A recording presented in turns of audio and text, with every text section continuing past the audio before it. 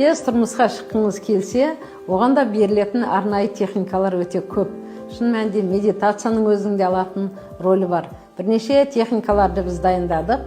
Соның ішінде қарапайым ғана күйеуге шыққысы келетін қызда шын мәнінде өзінің күйеуі қандай болу керек, алдымен өзінің запросын жіберу керек. Бұлай айтқанда, қажетті болашақ күйеуінің салмағы қандай, бойы қандай, мінезі қандай, білімі қандай, түрі қандай, қысқасы бүкіл барлық сізге өзіңізге ұнайтын жігіттің барлық қасиеттерін жазып шығасыз. Содан кейін сіз дәл сондай жігітпен күнделікті үйленгеннен кейінгі жағдайды бастан өткізесіз.